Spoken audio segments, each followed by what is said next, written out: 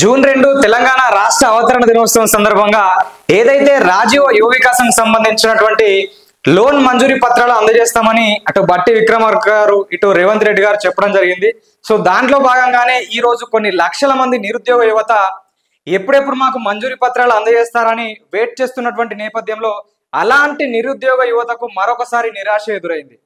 అయితే నిన్న ఏదైతే జూన్ 1వ తేదీన కేబినెట్ లో అంటే మంత్రులతో ఒక సమీక్ష నిర్వహించినటువంటి రేవంత్ రెడ్డి గారితో మంత్రులు చెప్పిన విషయం ఏంటంటే ఈ లోన్ కు సంబంధించినటువంటి దరఖాస్తులు మనం అనుకున్న దానికంటే ఎక్కువ వచ్చినాయి కాబట్టి దీన్ని మరొకసారి పునః పరిశీలన అంటే పూర్తి స్థాయిలో పరిశీలన చేసి అర్హులకు లబ్ధిదారులకు మాత్రమే ఈ రాజీవ్ యువ వికాసం సంబంధించినటువంటి లోన్లు అందాలని రేవంత్ రెడ్డి గారికి చెప్పడం జరిగింది. సో దీంట్లో భాగంగా ఒక్క అనర్హుడికి కూడా దీనివల్ల లబ్ధి చేకూరకూడదు అని చెప్పేసి మరొకసారి దీన్ని వాయిదా వేసినట్టయితే తెలిసింది.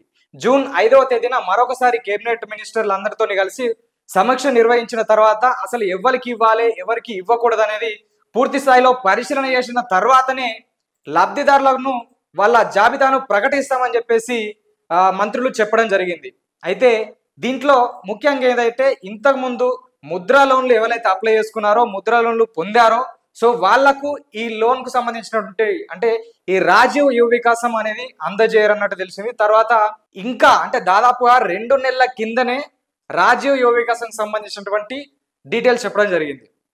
అంటే గిళ్ళ అర్హులు గిళ్ళకు లోన్లు ఇస్తామని చెప్పారు. తర్వాత అప్లికేషన్లు తీసుకున్నారు. ఆ అప్లికేషన్లో కూడా ఏమేమి డీటెయిల్స్ అవసరం ఉంటాయి, ఆధార్ కావచ్చు, ఇన్కమ్ కావచ్చు, రేషన్ కావచ్చు, తర్వాత ఇన్కమ్ సర్టిఫికేట్, క్యాస్ట్ సర్టిఫికేట్ అన్ని తీసుకున్నారు. తర్వాత కొన్ని రోజుల తర్వాత దీనికి సంబంధించి ఇంటర్వ్యూ కూడా కండక్ట్ చేశారు. సో ఎవరిని కరెక్ట్ పర్సన్స్ ఎవరు లబ్ధిదారులు అనేది దానికోసం ఇంటర్వ్యూ కూడా కండక్ట్ చేయడం జరిగింది. మొత్తం మీద అయితే ఒక రోజు ముందు అంటే జూన్ 2 కంటే ముందు అంటే 31 మే రోజు జూన్ 1 రోజు కూడా ఏం చెప్పారంటే 1,00,000 లోపు ఉన్న వారికి అంటే ఈ 4 కేటగిరీలు అయితే పెట్టారో దాంట్లో 2 కేటగిరీల వరకు మాత్రమే 1,00,000 లోపు అప్లై చేసుకున్న వారికి 1,00,000 మందికి ఇస్తామని చెప్పేసి దీనికి సంబంధించిన వార్తలు వచ్చినాయి.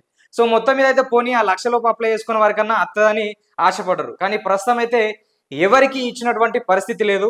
జూన్ 5న ఏదైతే మీటింగ్ సమావేశం ఉంటుందో దాంట్లో పూర్తి స్థాయి పరిశీలన చేసిన తర్వాతనే ఈ లోన్లు మంజూరు చేస్తామని చెప్పేస్తే ప్రస్తుతం ఉన్నటువంటి అప్డేట్.